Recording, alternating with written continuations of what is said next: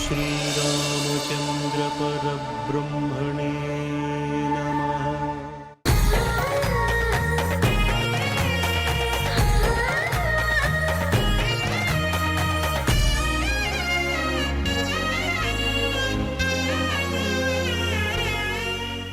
सीता मनोराज्य प्रिय सार्वभौम श्रीराम सीताराम। నిజంగా మీకు ఎటువంటి డిస్టర్బెన్స్ లేకుండా నేను వెళ్ళిపోవాలంటే 2 నిమిషాలు నాకు టైం ఇవ్వండి. మీతో మాట్లాడాక నాకు క్లారిటీ వస్తే వెళ్ళిపోతాను. సరే పదండి.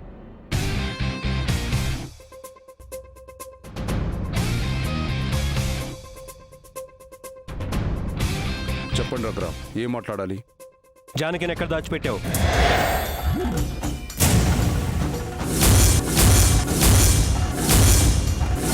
జానకిని దాచిపెట్టడం ఏంటి? ఏం మాట్లాడుతున్నావు మిస్టర్ రఘురామ్? ఎదుటి మనిషి మీద నింద వేసేటప్పుడు వాళ్ళ స్థాయి తెలుసుకుని మాట్లాడితే మంచిది. అయినా జానకి నేనెందుకు దాచిపెడతాను? ఉంటే కళ్యాణ మండపంలో ఉంటుంది, లేదంటే ఎక్కడికి వెళ్ళిందో తెలుసుకో. అంతేకాని పోలీస్ ఆఫీసర్ కదా అని ఇష్టం వచ్చి అనుమానించి ప్రశ్నించడానికి నేను క్రిమినల్ని కాదు, ప్రజాప్రతినిధిని. మీరు ప్రజాప్రతినిధి కావచ్చు, అంతకంటే ముందు చెల్లెల సంతోషం కోసం ఏమైనా చేసే అన్నయ్య. అందుకే పెళ్ళి ఆపడానికి జానకిని దాచిపెట్టే అవసరం మీకు మాత్రమే ఉంది. అంటే మేము తప్పులు చేసినా మమ్మల్ని నిలదీస్తారు, మీరు తప్పులు చేసినా మమ్మల్ని నిలదీస్తారా?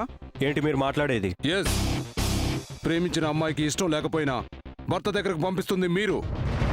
మీ దగ్గరే ఉండాలని కోరుకుంటున్న అమ్మాయిని దూరం చేస్తూ బాధ పెడుతుంది మీరు. ఈ పెళ్లి ఇష్టం లేక తనకు తను ఎక్కడికైనా వెళ్ళిందేమో, వెళ్ళి ఎత్తుక్కోండి. అనవసరంగా మమ్మల్ని ఇలా డిస్టర్బ్ చేయొద్దు. తనకు తానుగా వెళ్ళే అవకాశమే లేదు. ఎందుకంటే తను దేవుతో వెళ్తానని మాటిచ్చింది. ఎన్ని కష్టాలైనా మాట నిలబెట్టుకుంటుంది తప్ప ఇలా పెళ్లి నుంచి తప్పించుకుని మాత్రం వెళ్ళదు. ఇచ్చిన మాట కంటే ఇచ్చిన మనసు చాలా గొప్పది. మాట నిలబెట్టుకోలేక, ఆ మనసుని చంపుకోలేక ఏకంగా తన ప్రాణాలే తీసుకుందేమో. వెళ్ళి ఏ రైలు పట్టాల మీదనో హుస్సేన్ సాగర్ ఒడ్డున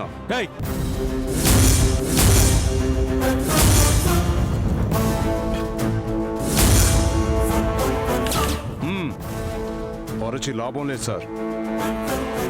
జానకిని తీసుకెళ్లాల్సిన అవసరం నాకు లేదు. అలా చేయదలుచుకుంటే చెప్పి చేస్తాను. ఇంకొకసారి ఇలాంటి అనవసర విషయాల్లో నన్ను అనుమానిస్తే నేను నా స్టైల్లో యాక్షన్ తీసుకోవాల్సి ఉంటుంది. Don't waste my time. అది కదన్నయ్య, ఒకవేళ నువ్వు నా కోసం అలాంటిది ఏమైనా చేస్తుంటే చెప్పు. నేను కూడా ఈ పెళ్లి జరగాలనే కోరుకుంటున్నాను. చెప్పన్నయ్య.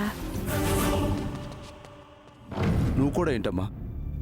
నేను జానకిని దాచిపెడితే నీకు చెప్పకుండా ఎందుకుంటాను? నీ మాట కాదని చేయదలుచుకుంటే నేనెప్పుడూ దేవుణ్ణి సొంతం చేసేవాణ్ణి. నీకు నచ్చని పని చేయడం నాకు ఇష్టం లేదు కాబట్టి ఇన్ని రోజులు దూరంగా ఉన్నాను. నిజంగా నేను ఆ పని చేయలేదమ్మా. నువ్వైనా ఆ రఘురామ్కి అర్థమయ్యేలా చెప్పు.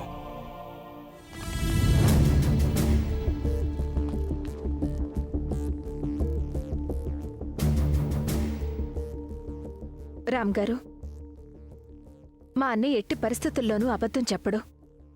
ఖచ్చితంగా జానకి మాత్రం ఇక్కడ లేదు. దయచేసి నమ్మండి. అసలు జానకి ఎప్పటి నుంచి కనిపించట్లేదు సార్. ఉదయం నుంచి మా ఇంట్లో కూడా లేదు. వదిన వాళ్ళ ఇంటికి వెళ్ళి బయటకు వచ్చిందట. ఫోన్ కూడా ఇంట్లోనే ఉంది. ఇంటికి రాకుండా, కళ్యాణ మండపానికి రాకుండా ఎక్కడికి వెళ్ళిందో అర్థం కావట్లేదు. ఈ సమయంలో ఇలా మాట్లాడడం కరెక్ట్ కాదేమో. కానీ ఒకసారి మీ డిపార్ట్మెంట్కి ఇన్ఫార్మ్ చేసి సిటీ మొత్తం వెతకమని చెప్పండి. ఎందుకంటే ఇవాళ రేపు సిటీలో అమ్మాయిలు సడన్గా మిస్ అవ్వడం కామన్ అయిపోయింది.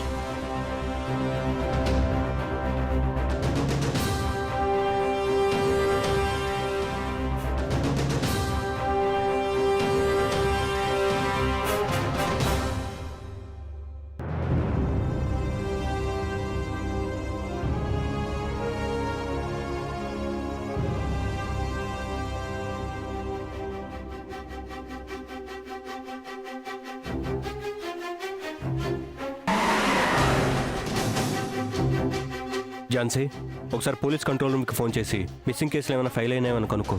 Okay sir.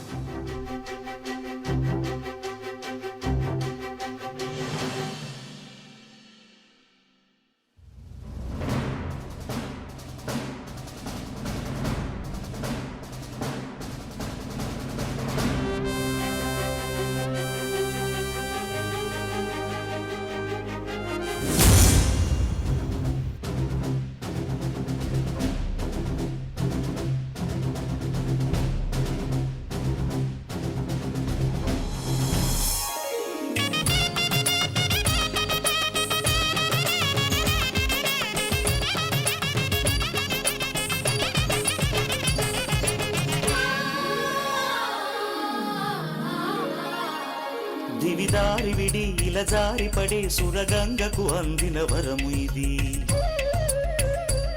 శివుడే పతిగా జత చేరుకుని కరుణించిన చల్లని తరుణమిది. కలుషాల తడి నిను తాకదని కలువమ్మను కోవెల పిలిచినది. మనసున్న ఉలి శిలచాటు చెలి మనువాడిన సుముహూర్తము ఇది. కళ్యాణి రాగాలు వినమన్నది.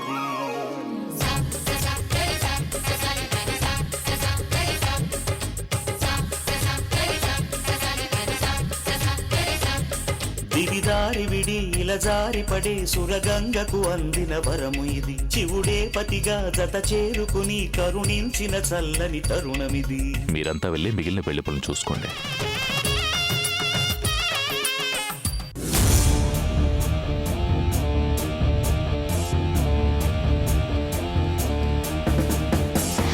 వెళ్ళి మీనాక్షి వచ్చిన రాలేదో చూసురండి. వస్తే తెలుస్తుంది కదా సార్, ఇంకా రాలేదనుకుంటా. చూడక నా సమాధానం చెప్పడం కాదు, చూసు చెప్పండి. వెళ్ళండి.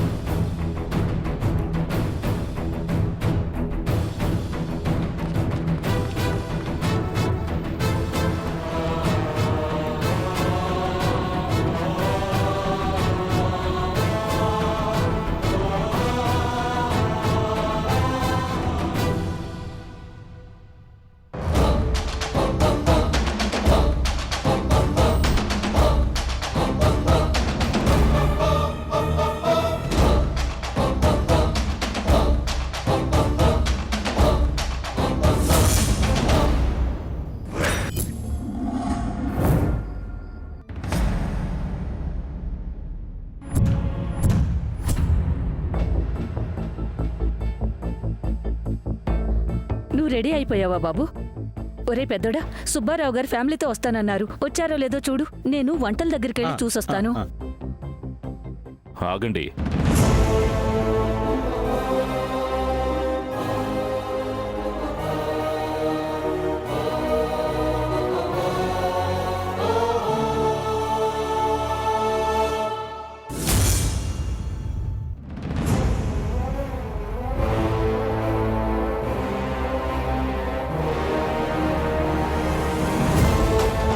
ఏమైందమ్మా? మీలో ఏదో తేడా కనపడుతోంది.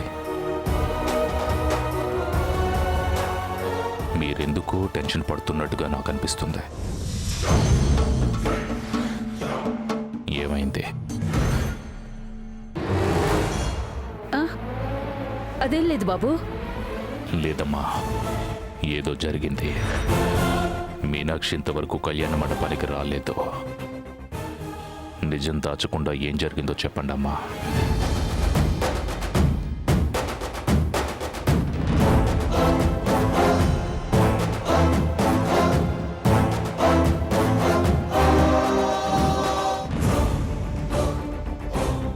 దేవి దగ్గర నిజం దాచిపెట్టడం కరెక్ట్ కాదమ్మా. నిజం చెప్పేద్దాం.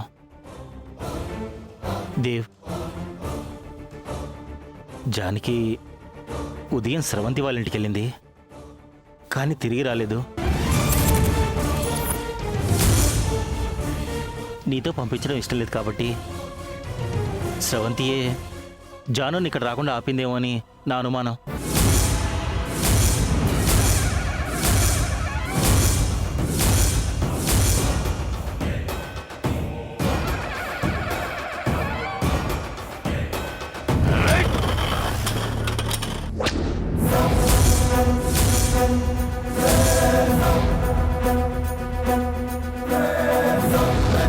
బాబు, ఈ సమయంలో నువ్వెందుకు బాబు?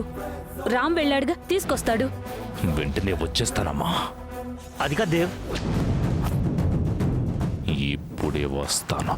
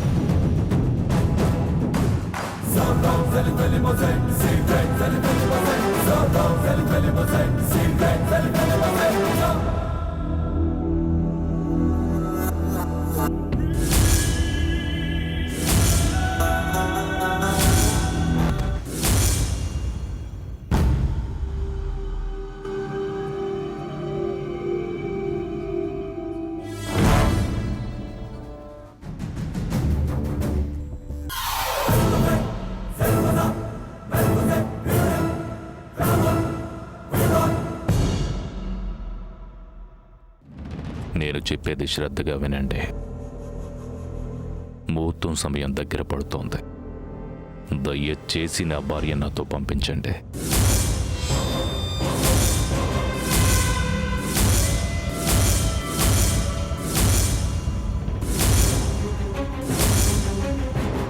మిమ్మల్ని బ్రతిమలాడటానికో బెదిరించటానికో భయపెట్టడానికో నేను ఇక్కడికి రాలేదు.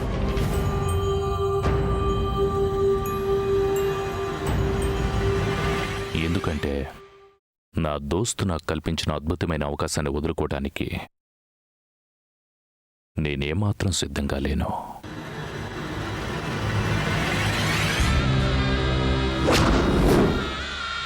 నేను మారానని ఎన్నిసార్లు చెప్పినా మీకు అర్థం కావటం లేదు. నా ప్రవర్తన ద్వారానే నా మార్పును మీరు తెలుసుకోగలరు. అందుకే నా భార్య నాతో పంపించండి. ఏం మాట్లాడుతున్నావు? నీ భార్య మా దగ్గర ఎందుకుంటుంది?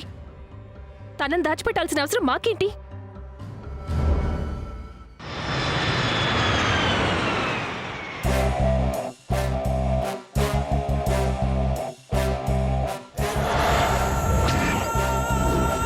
మీకే ఉంది. నా భార్యను దాచిపెట్టాల్సిన అవసరం మీకు తప్ప ఇంకెవరికి ఉంది? నా భార్య నా సొంతం కాకుండా మొదటి నుండి అడ్డుపడుతున్నది మీరే కదా.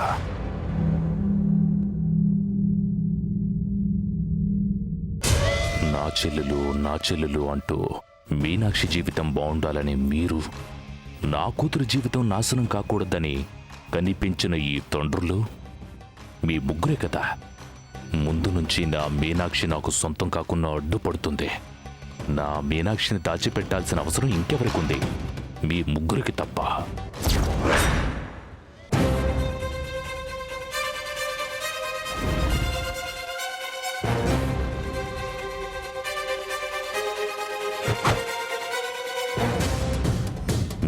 కాక మరొకరికి నా భార్యను నా నుండి దూరం చేసే సాహసం చేయరు. ఒకవేళ అలాంటిదేదైనా చేశారని నాకు తెలిస్తే వాళ్ళని చంపుతానని వాళ్లకు తెలుసు. అందుకే ఆ సాహసం నాతో ఎవ్వరూ చెయ్యరు.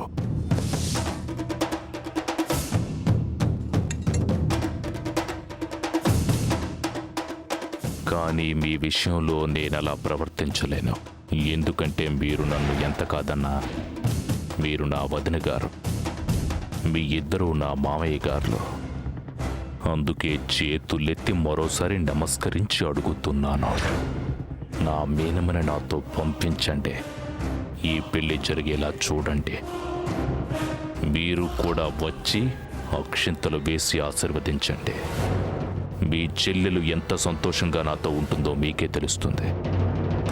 దేవ్, నీ భార్య ఇక్కడ లేదని చెప్తుంటే అర్థం చేసుకోవే. ఏంతో మాటలేమిటమ్మా, బయటికి వెళ్ళమని చెప్పు.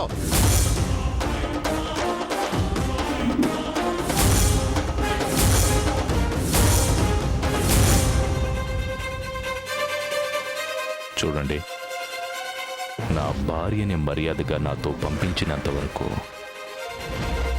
నేను ఇక్కడి నుంచి వెళ్ళే ప్రసక్తే లేదు. బెదిరిస్తున్నావా? ఏం చేస్తావు? పోలీస్ కంప్లైంట్ ఇస్తావా? నువ్వేం చేస్తావో చేసుకో, మా దగ్గర లేదు. మామయ్య గారు, దయచేసి అలా మాట్లాడి నాలోని కోపాన్ని రెచ్చగొడుతున్నారు. నాకు సహజంగా ఏ విషయంలోనూ కోపం రాదు. నాకంటూ కోపం వచ్చేది ఒక్క నా భార్య విషయంలోనే. నా మీనమ్మ నా దగ్గరకు రాకుండా ఎవ్వరొడ్డుపడినా నా ఎదుట ఉన్నది ఎవ్వరనేది కూడా చూడను. ఏం చేస్తావయ్యా? కొడతావా, చంపుతావా? అవును, నీ భార్య మా దగ్గరే ఉంది, అయినా మేము పంపించాం. ఇప్పుడేంటి?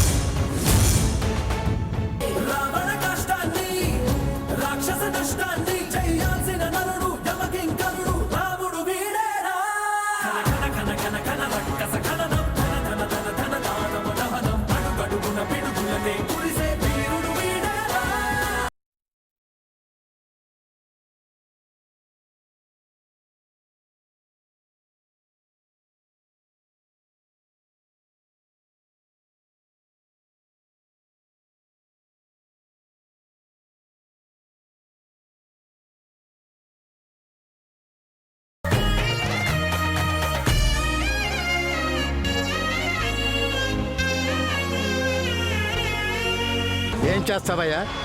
కొడతావా, చంపుతావా? అవును, నీ భార్య మా దగ్గరే ఉంది, అయినా మేము పంపించాం. ఇప్పుడేంటి?